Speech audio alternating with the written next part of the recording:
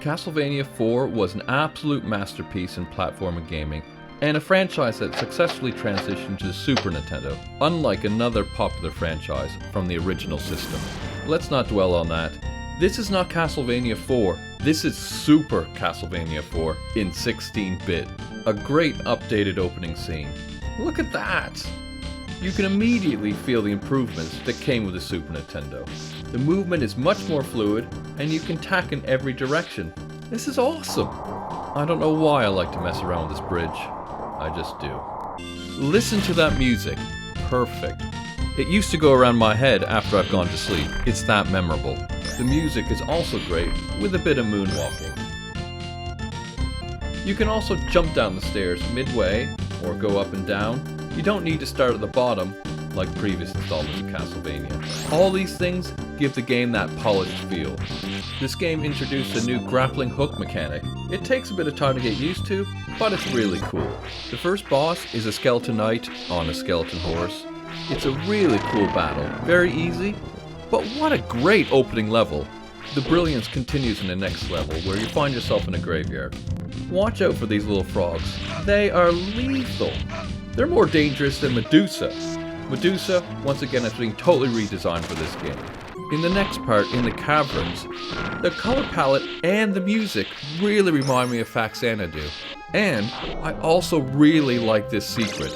Look at all this gear! The swinging mechanic comes back with a vengeance in level 3, the waterfall level. You'll quickly have to master this skill to get anywhere. You'll spend half of the level swinging from hook point to get to the top. Then you get onto this section where these random blocks fall down on you. What are these? Get past this, and you're reunited with the 2 water dragons from Castlevania III. Stage 4 is more of a castle level. I like these skulls in the background that move their head in the direction you are. Creepy. Even more creepy are these skeletons coming out of the wall. I think this is such a great idea. The mini-boss is a giant skull. He attacks you with bad breath and a giant tongue. Also, watch out for those orange peels falling from the ceiling. What is this special attack? Vitamin C? This is amazing. The whole screen rotates. I think this sticks in everyone's mind from childhood.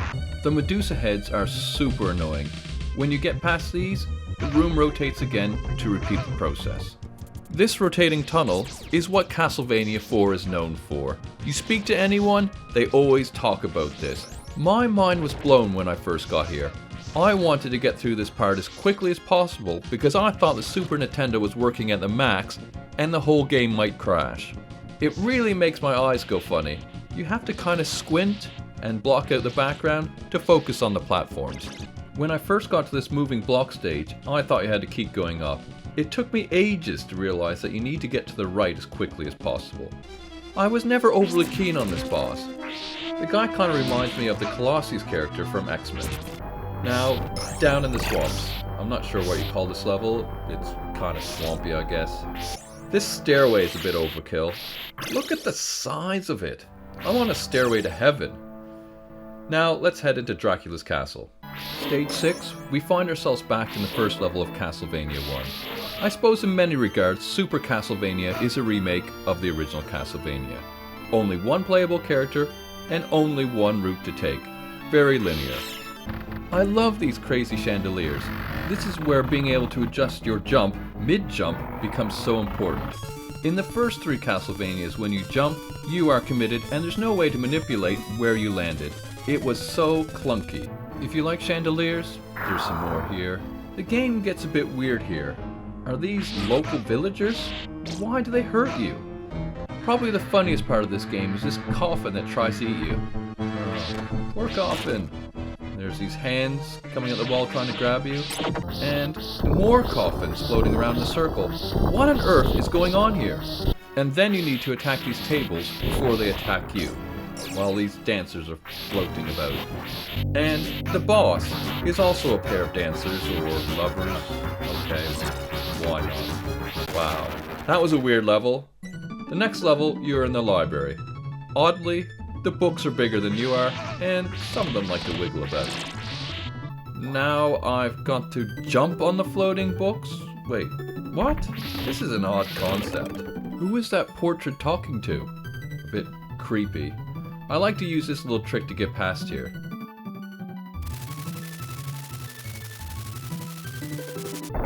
Just watch out for the bowling balls at the end. And the boss of this level is a giant knight. It's fairly easy.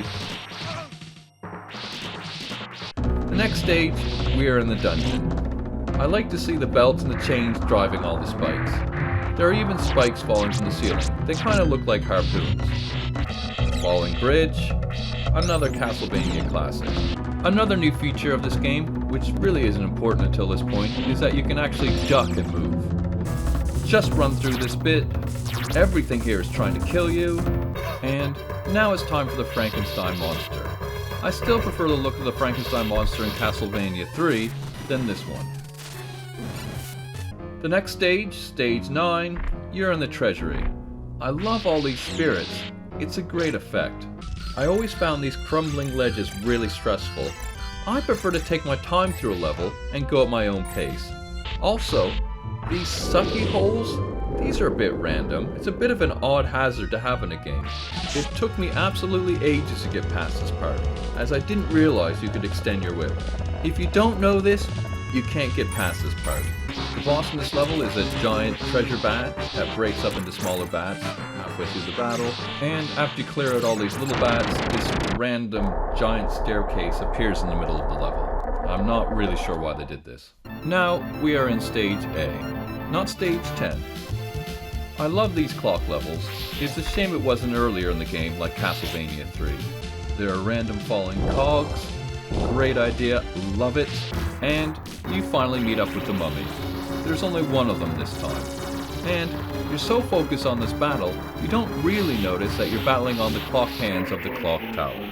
Stage B, the first part of this next section is all about running. Running past all these pirates. Running across this bridge before it collapses while being chased by a colony of bats.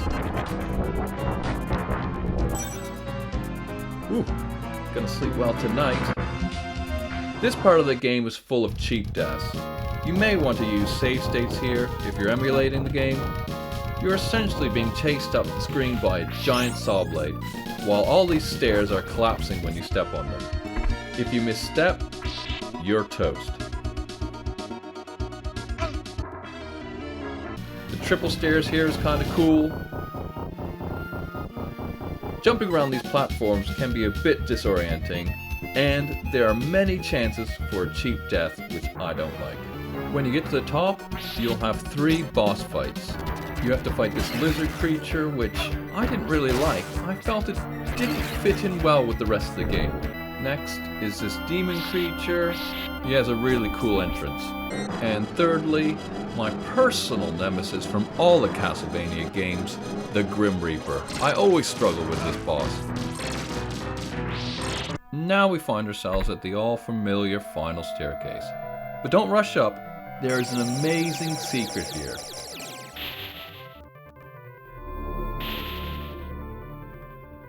How great is this? Okay, now we're ready. As we've done before, let's head on up.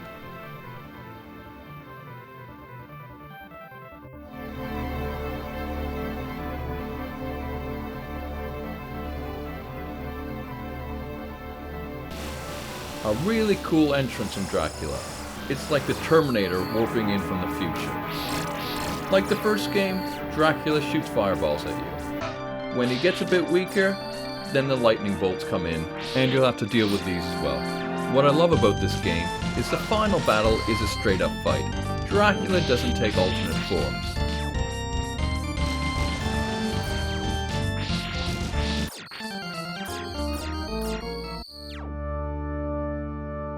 I love how this window breaks to let the sun in to finish off Dracula.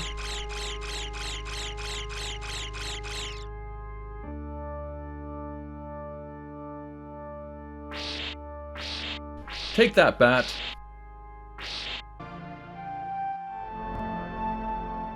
Link from The Legend of Zelda makes an appearance, and Dracula's castle, again, takes an elevator ride to the center of the earth. Anyways, great game, amazing game, and absolutely one of the best games of all time. Hope you enjoyed it. See you next time.